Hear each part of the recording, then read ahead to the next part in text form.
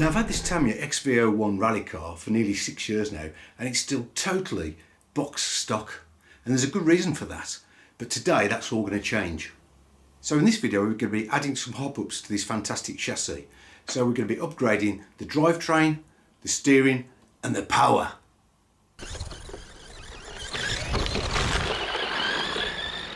Hi there, Mark here again, and as I said, this XV-01 is totally stock, and the reason for that is because it's been used in some comparison videos that I've done. Started off with the TT02, that started as a completely stock TT02, and then it was gradually upgraded over time, and each time it was upgraded it was pitted against the XV-01, and in the end, even though the TT02 was quite extensively hopped up, this was still the winner.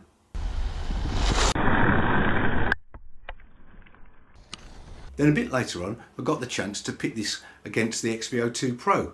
And again, would you believe, even though they were both stock, the XV-02 and the XV-01, this XV-01 still managed to come out on top again. Now that's down to the fantastic handling of this chassis. And because it handles so well, I know that this thing can handle quite a bit more power. So we're going to put a faster motor in it. And along with that faster motor, I've got some other hop-ups that should improve the handling just that little bit more, fingers crossed. So without further ado, let's get it on the bench and let's start hopping it up. So here we are then. These are the upgrades that I'm going to add. The first one being this motor for a power upgrade. This is an ABSMA Eco Thrust 18 turn brushed, and I know this is a blooming good motor because I used this in one of the runs on my Poor Boys RC Speed Challenge for the TT02. Now the stock TT02 maxed out at 18 miles an hour, but with this fitted it got all the way up to 29 miles an hour, would you believe? A slight gearing up change, but a massive increase, as you will agree. The stock XV-01 did, I think, was 17 miles an hour, so with this and the stock gearing I'm hoping it's going to be 25 plus, but I will be doing a speed test once this motor's fitted. Now, because the XV-01 has currently got a TBLE02 which isn't compatible with this motor, I've also got this new ESC. This is a Carson Dragster, and that is compatible with the 18 turn motor, so that should be fine. And the other bonus is that this is also LiPo compatible. Now the car is currently running with an old 27 meg receiver, so to complete the electronics upgrade I'm going to be fitted a new 2.4 gig receiver. And the next three items were kindly sent to me by my good friend Craig at the OAG RC. If you haven't checked out his channel, check it out now. But yeah, he kindly sent these over, much appreciated, thanks Craig. So we've got option parts 1515 and option 1516, and these are for the front and rear universal shafts. So just note, if you want to upgrade yours, they are different front and rear. It says on the packet that the universal shaft improves drivetrain efficiency and lets the suspension hug the ground. Dog bone shaft is less likely to be dislodged in an impact. So those are the benefits of running these universal shafts. And last but not least, I've got the TT02 high-torque servo saver with the aluminium horn. Now, okay, it says it's for the TT02. I've had a look at it. I think it should fit the XV-01, so we'll find out. So here's the chassis, and what we need to do now is get some of these components off. So I'm going to take off the wheels, take off this cover for the electronics here, and get the motor off.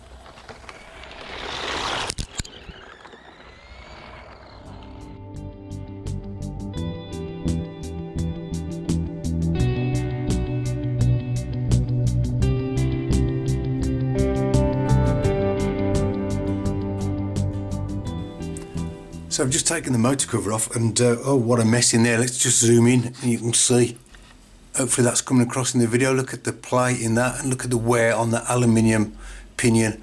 As I usually say, these things are like butter, and that proves it. But there you go, nearly 6 years use, and it's pretty much shot. Well, it is shot, so I need to do something about that while we've got this apart.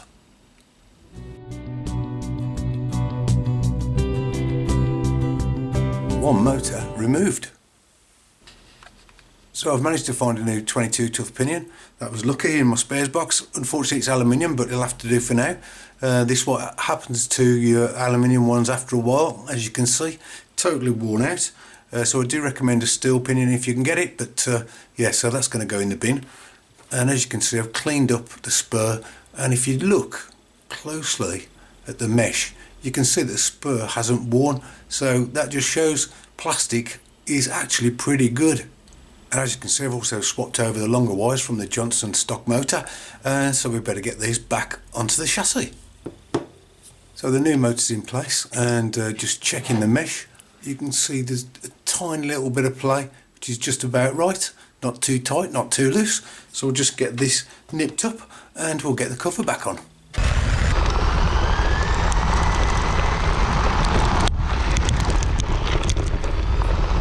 All done at the front now, and one thing I wanted to check while I got this thing apart was the drive belt. I've never checked it in all those 6 years, and as you can see, a little bit dusty as you'd expect from a rally car, but it doesn't look too worn at all. And if I just check, there's quite a good bit of tension on that. Definitely doesn't need adjusting, and yeah, still seems to be functioning as it should.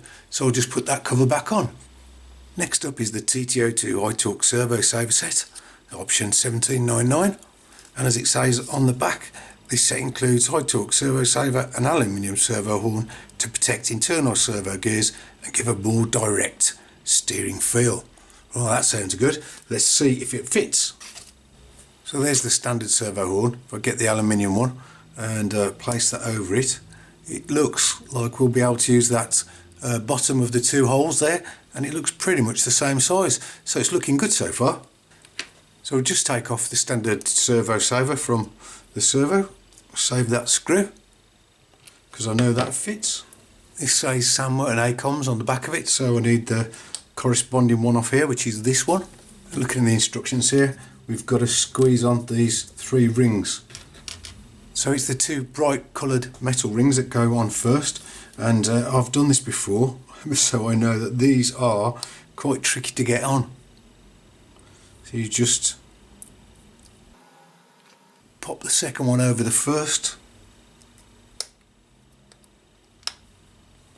As I say, it is quite tight to get those on. And then lastly we put the black spring on the top. Okay, that wasn't as bad as I remember. Put our lovely anodised blue horn on the top, like that. Just pops in the middle, and we'll get the screw. Pop that onto the servo in the same position, and get the screw in, and then that's that job done.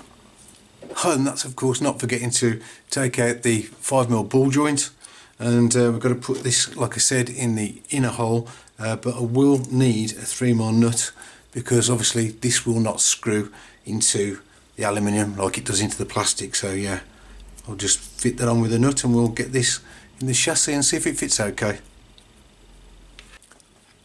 So there we go, fitted back into place, and there's plenty of clearance.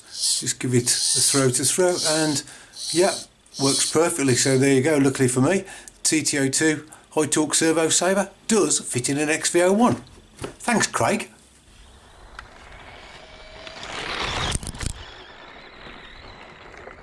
Okay, so onto the universal shafts.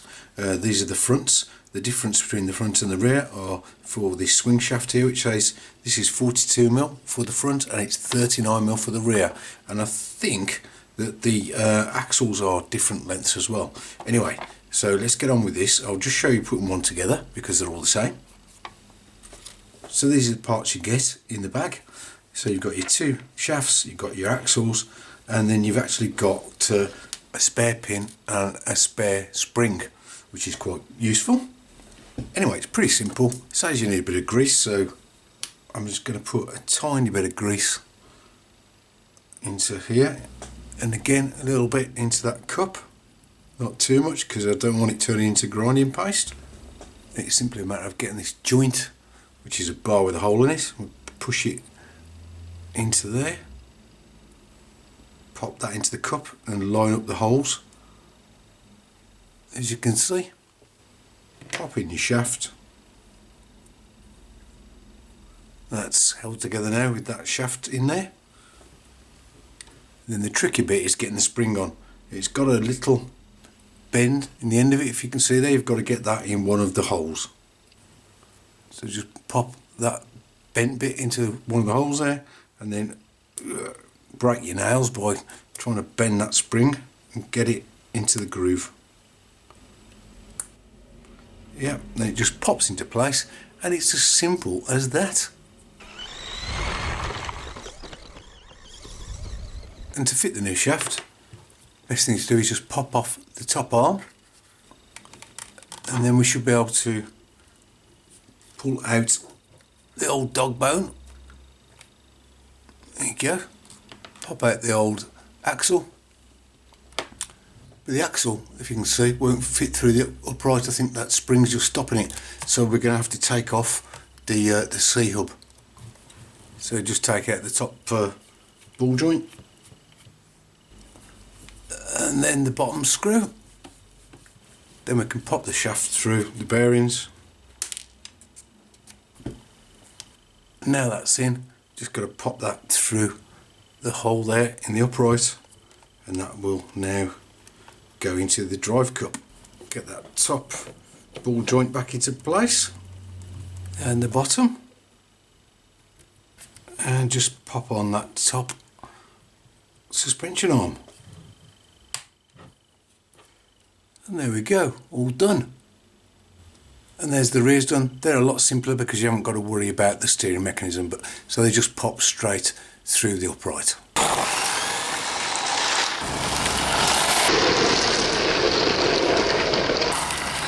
Right then, so that's all the shafts fitted, and as you can see, I've fitted the new electronics down in the compartment there. But before I put the cover back on and put the wheels back on, I'll give it a quick test.